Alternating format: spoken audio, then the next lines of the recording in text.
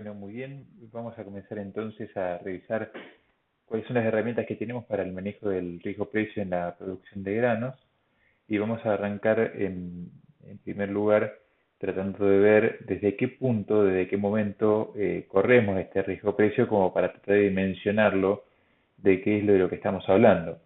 Eh, lo que tenemos que ver es que en definitiva, desde el primer momento en donde nosotros estamos apuntando a realizar un programa de venta de todos estos productos, un programa donde vamos a asignar un área para sembrar y en la cual vamos a estar arrancando en este proyecto. Ya desde ese primer momento donde estamos definiendo que vamos a encarar el proyecto y estamos por ahí negociando a ver cuánta superficie vamos a sembrar, ya desde aquí estamos quedando sujetos a lo que pasa con el precio para ver si el negocio agropecuario termina siendo un buen negocio o no. Con lo cual muchas veces el riesgo precio se empieza a correr desde muy temprano dentro de toda esta actividad.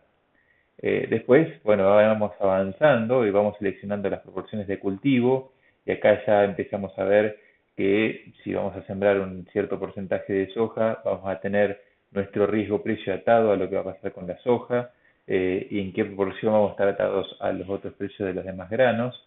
A medida que vayamos avanzando en todo esto, probablemente vamos a pasar al proceso en el cual empezamos a comprar los insumos y acá empezamos a incurrir en costos, con lo cual ya tenemos un capital variable puesto dentro de la producción y ese capital variable hay que recuperarlo. En general lo que hacemos es tener una expectativa de cuánto vamos a tener de ingreso en función de la producción que estamos haciendo y por eso es que justamente vamos a estar viendo ahí que dentro de lo que son las ventas, en muchas ocasiones empezamos a realizar ventas anticipadas para ir fijando una rentabilidad frente a estos costos que empezamos a asumir. Pero recién después de todo esto empezamos a trabajar acá con los trabajos previos a la siembra y a la siembra propiamente dicho. En muchos casos la gente piensa que recién en este momento es cuando se empieza a correr riesgo-precio porque es cuando uno comenzó a trabajar la tierra. Pero sin embargo, como acabamos de demostrar, ya desde el propio inicio de todo este proceso estamos acá corriendo un riesgo-precio. Un poco más adelante, ya con las tareas posteriores a la siembra, el monitoreo de los cultivos, empezamos a aplicar distintos tipos de productos, los costos comienzan a subir y finalmente llegamos al punto de la cosecha. Acá muchas veces la gente piensa que recién ahí aparece el riesgo-precio, pero como nosotros tenemos posibilidad de fijar precio desde mucho antes del momento en el cual estemos trillando, por medio justamente de los contratos de futuro y por medio de los contratos de opciones, en realidad ese riesgo-precio lo corremos desde mucho antes. Y la pregunta es, bueno, ¿hasta cuándo podemos extender esta cuestión? Bueno, miren, en realidad esto se puede extender en forma indefinida. ¿Por qué se puede extender en forma indefinida? Porque aun cuando yo decida vender físicamente los granos, siempre tengo la posibilidad de, frente a una venta de mercadería disponible, generar una recompra futura. En algunos casos, por ejemplo, la gente acostumbra por una cuestión de logística, realizar todas las ventas en plena campaña para sacarse de encima todos los problemas relacionados con estas decisiones y después recomprar la posición en los mercados a término o comprar coles, como después vamos a ver un poco más adelante, y de esa forma continuar con una exposición al riesgo-precio, con lo cual esa exposición podría trasladarse hacia adelante durante muchísimo tiempo. De todas formas, es recomendable en algún punto darle un corte a una campaña para comenzar la siguiente, pero como decíamos, en definitiva, siempre podemos continuar con esto. Bien, ahora que tenemos dicho que el riesgo precio comienza desde que yo decido meterme en un proyecto de siembra y finaliza cuando yo en realidad podía mantener la posición abierta todo el tiempo que uno quisiera, independientemente de los años comerciales, los ciclos y demás, pero va a permanecer abierta mientras yo decida mantener esas posiciones abiertas. Viene la pregunta de si, bueno, ¿y cómo analizamos el impacto del precio sobre el valor final de la producción? Bueno, para hacer eso nosotros vamos a recurrir siempre a estos gráficos de doble entrada, donde vamos a estar incorporando por un lado el precio de mercado en un eje de coordenadas X, Y, en el eje de las X siempre vamos a estar trabajando con el precio de mercado que nosotros vamos a suponer que vamos a ir teniendo en distintos momentos del año y en función de ese precio de mercado vamos a terminar teniendo un precio obtenido. Así es las cosas, tal que si yo supongo una posición actual del mercado, supongamos que acá tenemos la soja mayo 2017 a $260 por tonelada, lo que decimos es, bueno, trasladamos esto a la curva y decimos, el precio que yo podría estar obteniendo hoy por soja mayo 2017 serían 260. Ahora bien, ¿cómo grafico las distintas posibilidades de que el precio se mueva a la suba o que se mueva a la baja? Bueno, si pensamos que hay una posibilidad de que el mercado suba, lo que va a pasar cuando el mercado sube es que si yo todavía no tengo hecha ninguna venta, lo que vamos a tener es que voy a acceder a un precio más alto.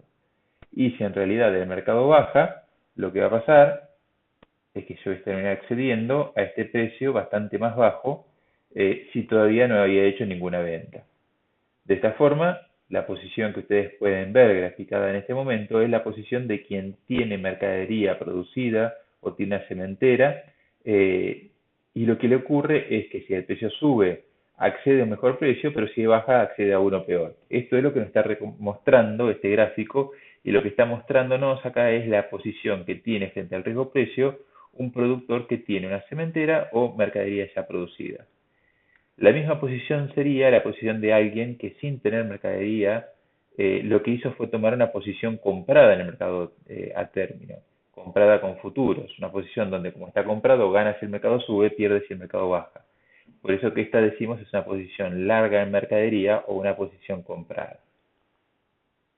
Ahora, ¿cuál es la herramienta básica que uno tiene frente a esta realidad de que si el mercado sube voy a poder acceder a un mejor precio, pero que si el mercado baja voy a tener un precio un poco más bajo? Bueno, la herramienta básica pasa por la venta de futuros. ¿En qué consiste vender a futuro? Bueno, consiste en trabajar con una venta tal cual como hacemos nosotros en el mercado físico, pero en la cual vamos a negociar el precio con entrega, no en el mercado disponible, no dentro de lo contractual, no dentro de los 30 días o la semana que viene, sino para una fecha determinada, por ejemplo, el mayo del 2017, ¿m? Y el pago también a un momento posterior, que generalmente es también el momento en el cual se está pactando la entrega. Estos negocios nosotros lo podemos hacer a través del mercado de futuros propiamente dicho, así que hablamos justamente de un mercado, de una venta de un contrato de futuro. Eso lo decimos cuando estamos trabajando en estos contratos de futuros, pero también tenemos la posibilidad de hacerlo en lo que nosotros llamamos los mercados forward. Estos mercados forward son mercados que no son institucionalizados, sino que son mercados en donde nosotros negociamos cara a cara en forma directa con otros compradores. Tienen algunas rigideces más, pero que en definitiva, digamos, para los alcances que nosotros estamos trabajando ahora, no nos vamos a detener mucho en la diferencia entre un futuro y un forward, pero lo importante que tenemos que decir es que el grueso de las operaciones se hacen con este tipo de herramientas dentro del mercado de Argentina. Ahora, en términos prácticos, en función de lo que representa mirar cómo queda una posición, teniendo en cuenta que si la venta de futuro fue hecha en el mercado forward o fue hecha a través del mercado término, no tenemos grandes diferencias. Ahora, la pregunta interesante es ver, bueno, pero ¿qué es lo que me permite la posibilidad de contar con estas herramientas de venta de futuros? Bueno, independientemente de si yo decido la venta o no en este momento, lo primero que va a generar esto es que vamos a tener un valor de referencia a cosecha. ¿A qué nos estamos refiriendo con esto? Que cuando nosotros sembramos, lo que tenemos a la vista son los precios disponibles, pero ese precio disponible muchas veces no es la realidad de lo que va a pasar cuando nosotros estemos trillando. Por ejemplo, actualmente, nosotros estamos en el último día hábil de mayo, el 31 de mayo, la soja disponible está cotizando con precios realmente muy importantes. Estamos trabajando en torno a los $290 por tonelada y tenemos un precio de noviembre en $300 por tonelada, pero la posición de cosecha nueva está en torno a los $260 por tonelada. ¿Eso qué nos marca?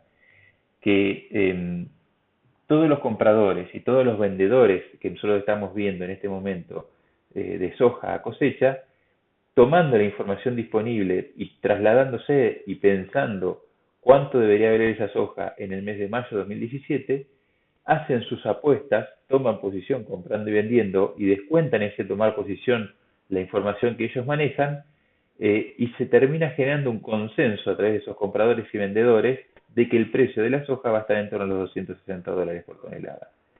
Este consenso no es un consenso de analistas, es un consenso de gente que decide comprar y gente que decide vender.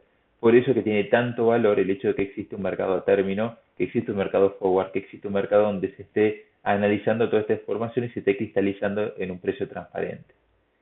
Eh, pero además de todo eso, si ese precio transparente que nosotros logramos ver y que tomándolo dentro de los márgenes de nuestra negociación vemos que además los márgenes se están cerrando, nos terminan dando una buena rentabilidad, yo lo que puedo hacer es decidir ese margen positivo que me genera la actividad, cerrarlo. ¿Cómo lo cierro? Realizando la venta. O sea, con la venta termino cerrando ese precio y termino generando un precio fijado a cosecha. Entonces, estas son las dos grandes ventajas que tiene contar con mercados forward, tener un valor de referencia y cerrar los márgenes del negocio. Ahora, ¿cuál es el problema? El problema es que vamos a quedar comprometidos en un precio. ¿Y por qué eso es un problema? Si en definitiva ese precio al cual nos estamos queriendo comprometidos probablemente me permitan tomar una rentabilidad bastante interesante. Bueno, lo que ocurre es que si yo cierro esta rentabilidad, supongamos que sea, bueno, con esta rentabilidad estoy ganando $200 por hectárea, bueno, si los precios después suben, esta rentabilidad terminaría siendo mayor si yo no hubiese hecho nada, y lo que va a terminar pasando es que voy a terminar ganando menos plata de la que podría haber ganado. Entonces, ¿qué es lo que ocurre? El costo de oportunidad de vender es justamente resignar cualquier posibilidad de suba posterior. Por otro lado, la otra dificultad que se genera con todo esto es que, sobre todo si yo trabajo en mercado forward, quedo comprometido con la entrega de un volumen físico y muchas veces estamos trabajando con mucho tiempo de anticipación y no sabemos si finalmente vamos a terminar trillando o no, hay que ver el factor climático cómo juega, hay que ver en definitiva también si yo estoy en un momento muy primigenio dentro de todo este proceso y todavía no alcancé a sembrar, inclusive si después esta decisión de siembra no se va a ver alterada.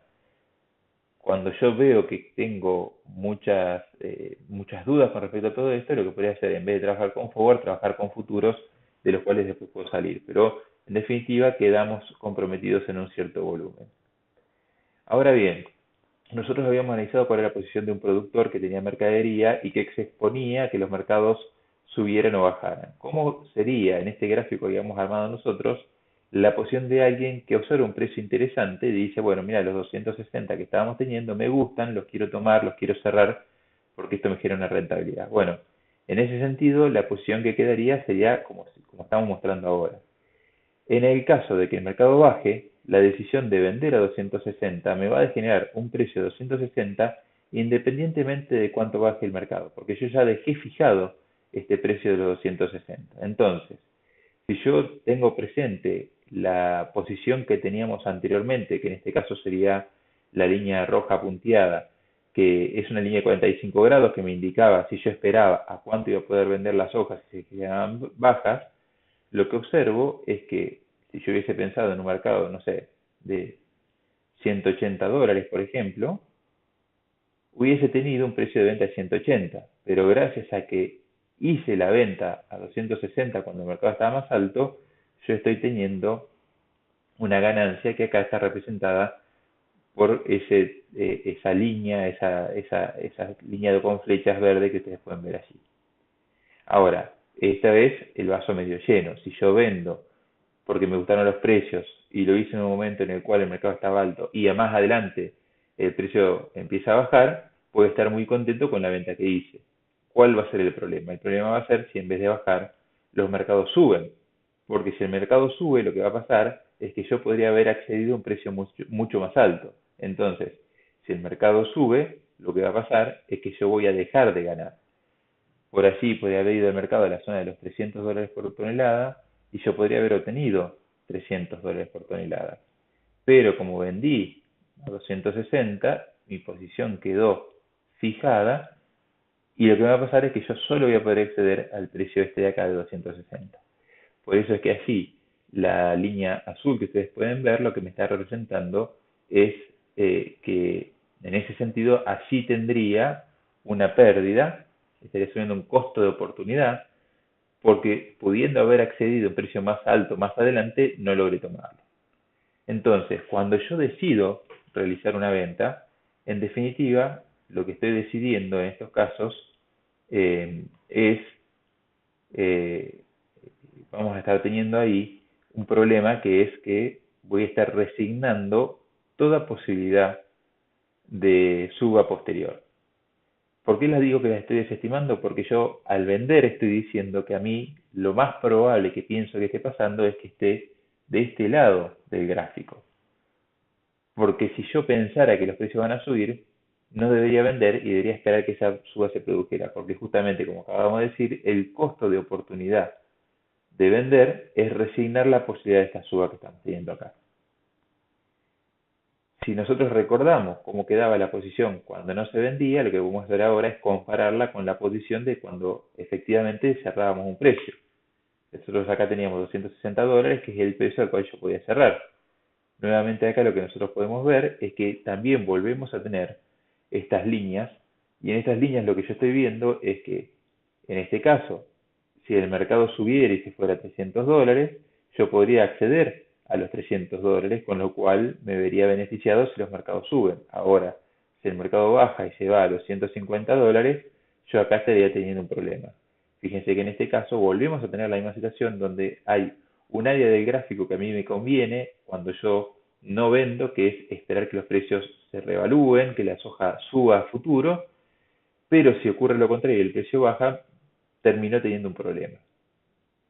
Entonces, cuando yo decido retener mercadería y no venderla, lo que estoy diciendo es que desestimo la posibilidad de que los precios bajen.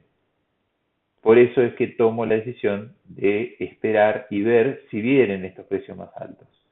Empezamos a ver acá que es central tratar de ver y de entender qué es lo que nosotros estamos esperando en el mercado. Ahora, lo importante de esto que estamos describiendo en este caso es que si ustedes se fijan y miramos lo que nosotros teníamos en un caso y en el otro, eh, es que en el caso de vender, mi problema está en que si yo vendo y los precios suben, dejo de ganar. Mi problema en el caso de no vender está en que si yo no vendo y los mercados bajan, pierdo dinero. Entonces, si ustedes se fijan, en los dos casos voy a tener un punto en el cual a mí no me conviene, que está representado por la línea azul, por las flechas azules, y en el otro caso lo voy a tener cambiado de lugar. Es decir, que mi problema, si yo vendo, es el costo que asumo por si los precios llegan a subir. Y mi problema, si yo no vendo, es el costo que asumiría si los precios llegaran a bajar. Por eso que lo que nosotros decimos muchas veces es que cuando nosotros tomamos estas decisiones de vender o esperar, en realidad no nos estamos sacando de encima el riesgo precio, solamente le estamos cambiando de lugar. En este caso de no vender, el riesgo precio pasaba por perjudicarme si los precios subían. Acá ahora me perjudico si los precios bajan, pero en los dos casos el riesgo que estoy corriendo está presente. En un caso es un riesgo de suba, en otro caso es un riesgo de baja. Lo que ocurre es que si nosotros esto lo vemos desde el punto de vista de la rentabilidad, cuando yo vendo fijo rentabilidad o tengo una rentabilidad determinada, y eso muchas veces termina siendo algo interesante, algo importante que nosotros tenemos que estar trabajando. Entonces, es importante tener presente que cuando vendo lo que estoy fijando es rentabilidad, pero no me quito el riesgo precio de encima, porque si los precios suben, podría haber vendido mucho más alto y mi rentabilidad hubiese sido mucho mayor. El problema que tenemos es que nadie tiene la bola de cristal para decir qué es lo que van a hacer los precios en adelante. Fíjense que nosotros acá tenemos dos campañas, la de 2000-2001, en la cual los precios empezaron altos y terminaron bajos, y la campaña 2002-2003, donde los precios empezaron bajos y terminaron altos. El problema que tenemos es que nosotros nunca podemos saber, parados en el momento inicial, hacia dónde van a tender los precios. Entonces, eso lo que nos termina generando es que no podemos saber a ciencia cierta cuál de las dos estrategias efectivamente va a ser la acertada antes de ver el desarrollo que va a tener el mercado. Por eso que tenemos que mirar los factores que afectan a los precios para tratar de dilucidar eso. Ahora, cuando analizamos cuáles son esos factores, lo que vemos es que tenemos factores comerciales como cuestiones de oferta, tienen que ver, por ejemplo, con cuánto se va a sembrar, cómo va a evolucionar el clima, qué tecnología se aplica, con factores de la demanda, cuánto es la población, el poder adquisitivo, la aparición de nuevas tecnologías que me generan mayor demanda, como los biocombustibles, Bueno, todos estos elementos en la balanza de oferta y demanda van a terminar generando mercados alcistas o mercados bajistas, situación que se releva mucho con los informes de Luzda que van saliendo todos los meses, mirando a ver qué pasa con los ratios stock-consumo. Ahora bien, más allá de lo que son las posiciones de los operadores comerciales, lo que tenemos que ver también es el contexto de las decisiones estratégicas, cómo están las monedas, si el dólar se revalúa, se devalúa, qué pasa con el petróleo, qué pasa con la tasa de interés. Todo esto afecta al precio de los granos porque les va dando un marco a toda la operatoria. Pero además de todo eso, también tenemos que ver qué posiciones toman los especuladores con respecto a todo esto, porque muchas veces los especuladores anticipan estas operaciones realizando compras y empujan los precios más arriba de lo que deberían haber ido, o bien a la inversa, en los mercados de futuro yo puedo arrancar vendiendo mercaderías si pienso que el mercado tiene chances de bajar, entonces los especuladores muchas veces anticipan, trasladan la baja y en ocasiones terminan exagerando. Ahora, una vez que nosotros veamos todos estos factores, lo que estoy determinando es el nivel de precios internacional. Después tenemos que trasladar eso al mercado local.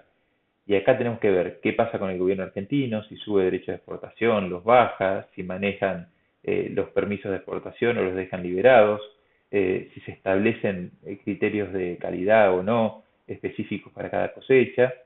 Después tenemos que ver qué es lo que hacen los exportadores, si están muy activos comprando o no, si van a definir, tratar de evitar agolparse todos en un momento determinado. Entonces eso también genera sus movimientos.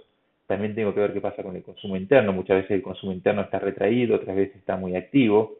Y sobre todo también qué hacen el resto de los productores. Esto se ve mucho en el mercado de trigo, donde cuando todo el mundo quiere vender y el mercado no está tan tomador, los precios, sobre todo en los primeros meses de la campaña, se vuelven muy bajos y después retoman. O sea que con todo esto nosotros trasladamos todo esto a nivel nacional. Ahora, todo esto claramente es muy difícil de prever, muy difícil de estimar, muy difícil de tratar de llegar a una conclusión que termine siendo a todas luces correcta. Pero lo que tenemos que tener presente además que de todo esto no es tanto lo que importan los hechos reales, sino que además tenemos que ir viendo las expectativas que se van manejando con respecto a todo esto, con lo cual termina siendo prácticamente realmente muy difícil acertar qué es lo que van a ser los precios hacia adelante. Si bien yo puedo hacer un análisis y fijarme y decir, bueno, mira, en función del análisis que estamos tomando, yo lo que veo es que, bueno, ciertos mercados pueden subir, otros mercados pueden bajar, pero en definitiva siempre tiene un grado y un margen de error. Entonces, ese margen de error hace que sea muy vidrioso si a mí me conviene o no tomar estos negocios de futuros. Si yo estuviera seguro de que el mercado va a bajar, vendería hoy y capturaría los $260 de soja que estamos teniendo para marzo de 2017. Ahora, si yo supiera y estuviera seguro de que los precios van a seguir subiendo, no vendería un kilo de soja y esperaría que ese mayor precio suba. Pero como no tenemos una bola de cristal ni la máquina de viajar en el tiempo como para ver efectivamente qué es lo que va a pasar, nos manejamos por probabilidades y estas probabilidades pueden llegar a terminar pasando.